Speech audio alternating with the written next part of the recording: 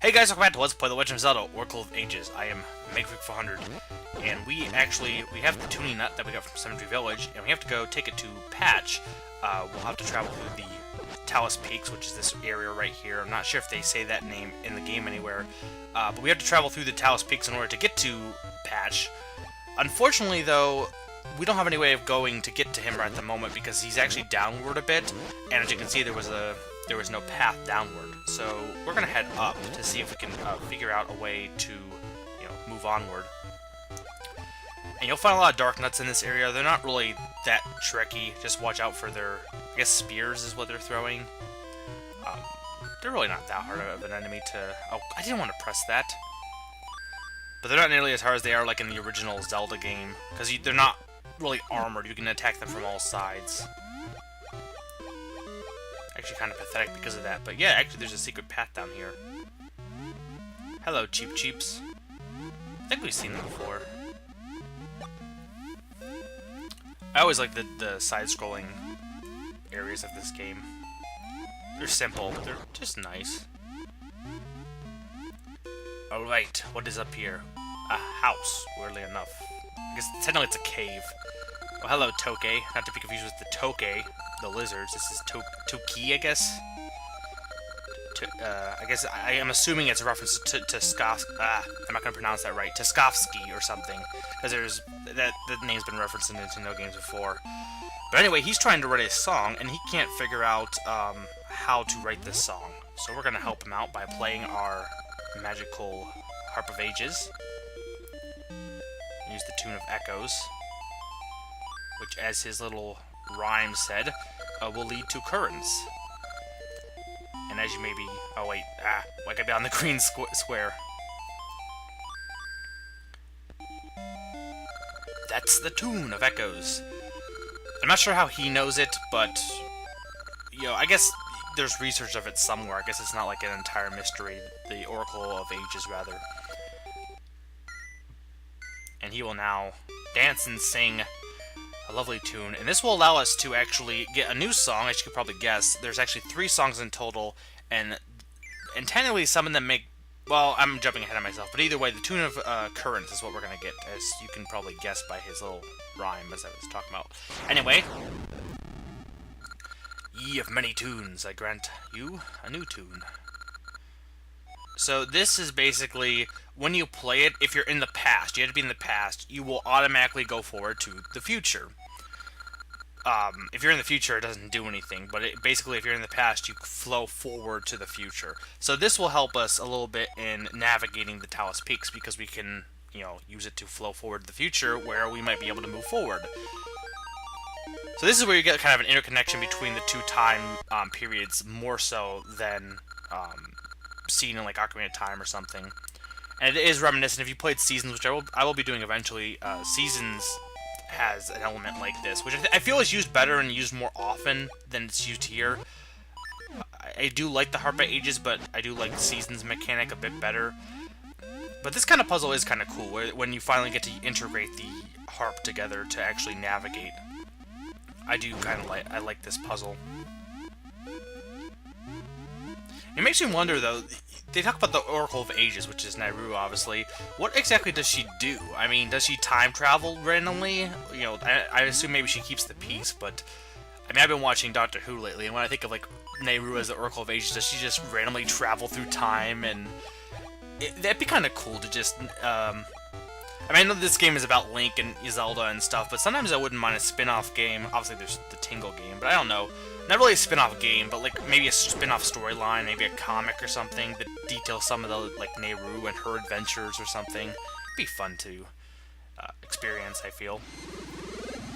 And I'm actually just gonna see if there's anything up here, because I feel like there's might be. It doesn't look like it. Oh well. If there is something around here and I forget it, then I'll just come back at a later date. I'll make sure to get all the miscellaneous items and stuff I miss if I do miss any. So don't worry about that. Because I know people are quick to point out, oh, you missed this. Well, I probably did. Just, I mean, if I did, I'll get it eventually. I won't just leave it to rot. But either way, we are going to head downward now, back to where that owl statue is. And I believe that owl statue actually gives you a hint to go upward or to find Toke. But we want to do the Oracle, no, we want to use the harp right here. And obviously get a lot of this cutscene, which can be a little annoying, but not too bad. Yes, we're not on here, and there's actually a soft soil spot, which I won't be able to get right now. I actually will probably come back here. There's something that will, again, kind of spoiling, but there's something that will allow you to navigate this easier. So I might come back and explore just to get, because I think I'll miss some map squares, just using the Tuna Currents, but I don't know. Anyway, spiders and, well, not spiders, Tektites. How dare I call them the spiders? Tektites and Moblins and... No Dark Nuts down here. Actually, I think the Dark Nuts are in, I would say in the past, but they're not really around here at the moment. I mean, what we want to do is actually go and grab that rock. And woo, we can go back to the past now. So you gotta use the Tuna Echoes and the Tuna Currents together in order to navigate this area.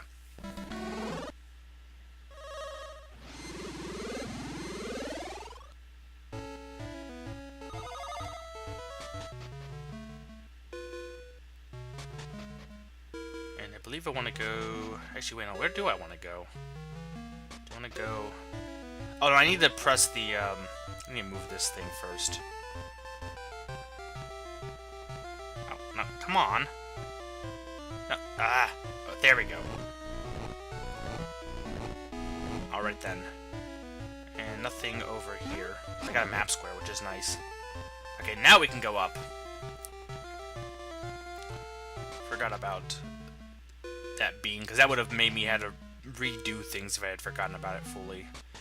So we actually want to, go the other cave, nothing over here. But again, map square. Map squares are always good. I'm going to go this one. I want to push that thing over, because by doing so, we will actually divert the flow of water, and water will now flow this way, which will allow us to, well, you'll see.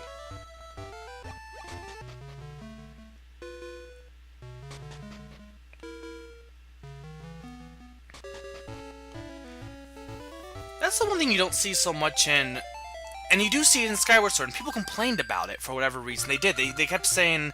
I understand they felt the world was empty, and maybe it's the 3D to 2D, because here's the thing with 2D games. The 2D games, you have a very empty environment, except for in towns, and people complain about Skyward Sword being very empty and feeling like there wasn't as much to do. But here's the thing. In the 2D games, most of the environments are puzzles to an extent to get around and navigate. Not so much in Link to the Past, but definitely like in the Ages games. Ages and Seasons, the Oracle games. In Ocarina of Time, though, the environment, to an extent, Ocarina of Time, Majora's Mask, well, Majora's Mask a little bit more. Actually, yeah, Majora's Mask a little bit. But there wasn't so much of a puzzle to extent to it. It was just pretty much just go and leave. Here, there's like a puzzle in terms of navigating. And Skyward Sword took that to another extreme by allowing you to navigate. Basically, the whole overworld was a puzzle. So I do think they need to have a bit more of a balance between, having overworld and having puzzles, but like Twilight Princess is the worst offender. There's no real navigation for most of the environments. A little bit, but for the most part, it's pretty much walk there, you're done. It's entirely empty and boring. So they do need to find a good balance between having what the 2D games do best with like a puzzle type, going to the next area and trying to figure out your way, a puzzle type aspect, and what some of the 3D games did well with having a environment with characters, which honestly, I was gonna say Wind Waker did it best. I can't really feel like, even people complain about Skyward Sword, it's not like Twilight Princess was bustling full of characters either.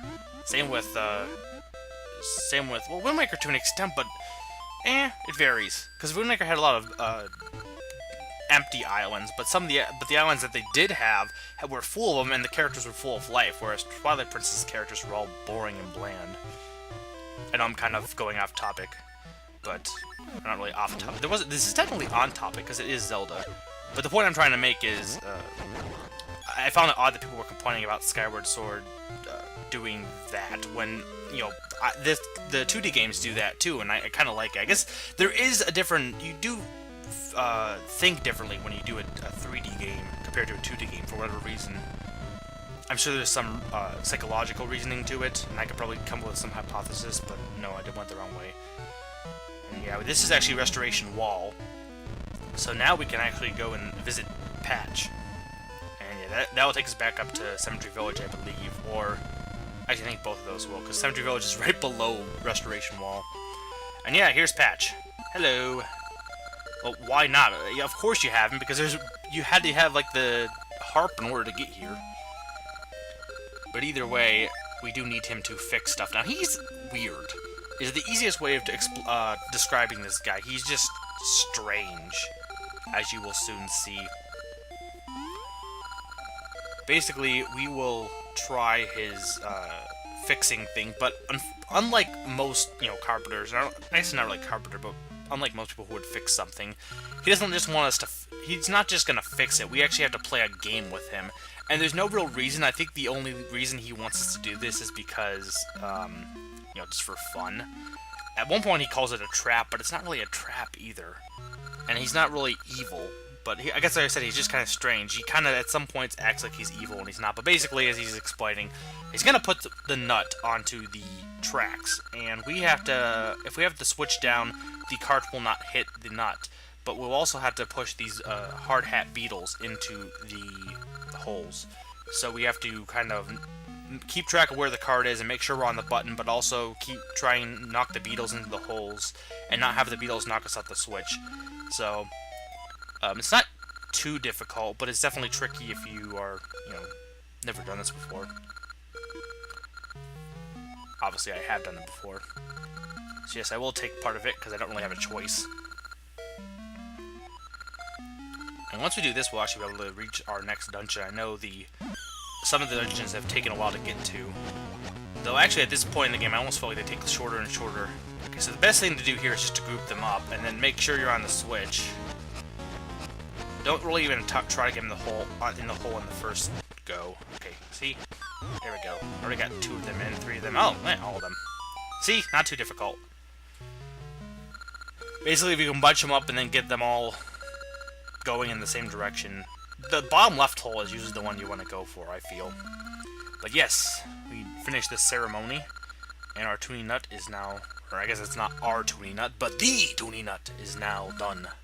Yay! Kind of looks like a pepper, or a pumpkin. I mean, I know they say it's a nut, but it doesn't really look like a nut, necessarily. And yeah, he does say, if you have anything else to fix, we can come see him. That will be relevant, I think, for only one more thing. I don't think there's multiple things. But we will have to see Patch again, pretty soon, actually. But for now, we can actually reach the 4th dungeon. I actually am not gonna, I think I want to do some kind of side questing beforehand, for a good reason. So I'll obviously put the nut back where it needs to go. But then we're gonna do a little bit of extra stuff. Okay. So that's a good thing. And now if we go to the future, we will see that the volcano is... Well, the volcano's still here, but the volcano will disappear at that point. Because, yeah, this is talking about a secret cave. And that secret cave is actually the next dungeon.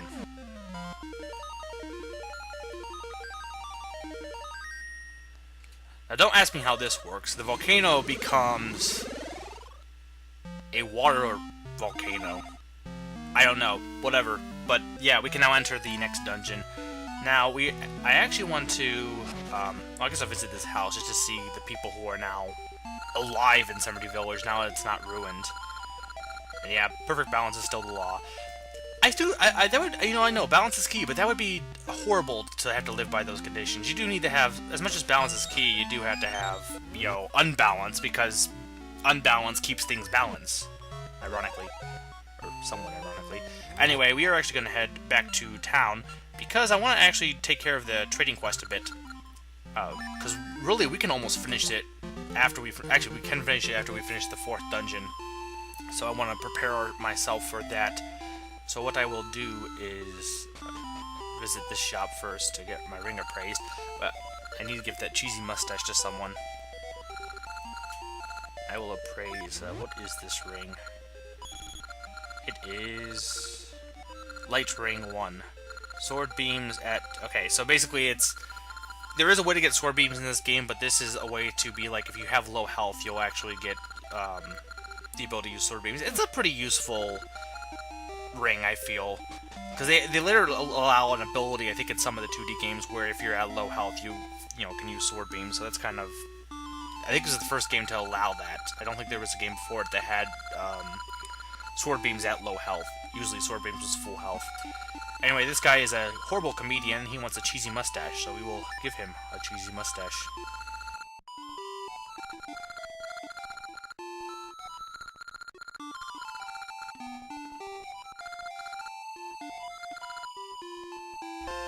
Yay, we got a funny joke, which is a bow tie. I'll be right back when I'll go to the next area. Okay, I'm back, guys, and I am going to go... I'm now in the past, and this building has a poor, depressed kid, so we are going to actually tell the funny joke to this dark and depressed boy.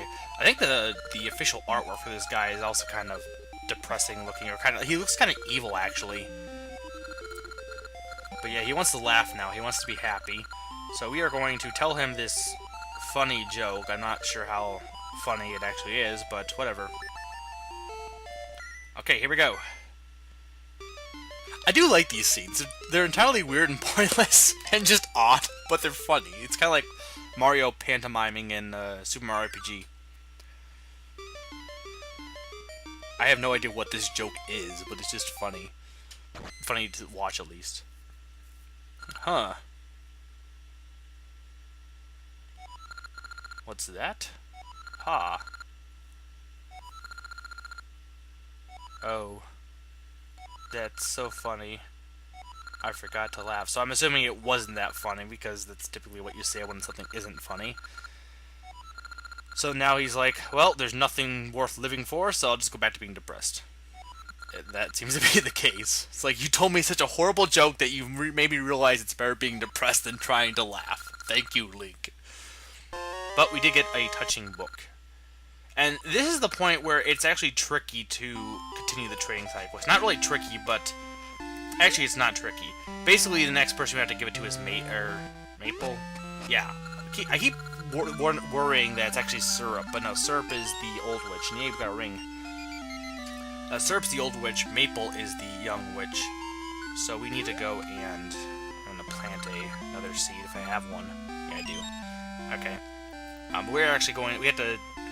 You know, to get Maple, you had to kill multiple enemies. So hopefully we might run into her. If not, I just will wait until after the next dungeon. But I believe there's also another gacha seed up here I want to check. Ooh! Speaking of which, well, that was lucky. Well, there's Maple. And there is a ring. Okay, prepare myself for her. When you have the book, you don't need to... race her, you just, once you bump into her, that's fine. So just make sure you bump into her, is the one thing. There we go. Hey, that book. That's the touching book. I need to take to Syrup. Why do you need to take it to Syrup? And that book was in the past. So I don't know. But whatever, she wanted that book, and we will get something in return for giving her the book. We'll get the magic ore. It cuts a mean wake. Oh, that's cool. I assume she rides on it, or could ride on it, if she has like a magic broom. The magic ore, I assume, would be the same thing.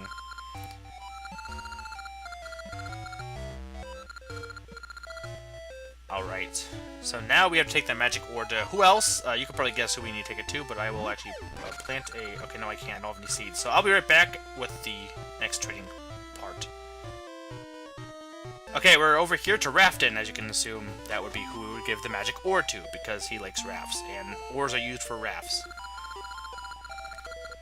So I'm thinking of entering a raft race, but I haven't been able to find a decent ore. Well, luckily we have the magic ore we can give to him. So I will give you the magic ore. You'll be happy. Happy, I say. Looks like a toy. No. It was made by an awesome witch. Anyway, with this we get the sea ukulele, and this is the... We can't do anything at this point. We have to beat the 4th dungeon, so for now we will leave. So I'll be right back, and I'll cut to the next dungeon. Actually, no, I'm gonna go to the ring shop first, because I forgot I had some rings I got from those treats, so I might as well appraise them while I'm here. And then I will head to the next dungeon. Actually, I probably won't cut to the next dungeon now, because I have, I can use the Gale Seeds to, go. Okay, Fist Ring, not really, it's kind of useful, I guess, but not really that useful. And Peace Ring is actually somewhat nice. I won't use it at the moment, but you don't explode if you are holding a bomb, so that's nice to have. But yeah, so we have all of the trading items that we can deal with right now. There's only one more to get, and we can't do that until we finish the 4th dungeon. So we will head to the 4th dungeon. Didn't take as long as getting to the 3rd dungeon. The 3rd one's the longest to get to, but this one's not too awful. It's more tricky. Well, not really that much more tricky. But either way, we can now head into the water volcano. And next time, Skull Dungeon. See you guys then.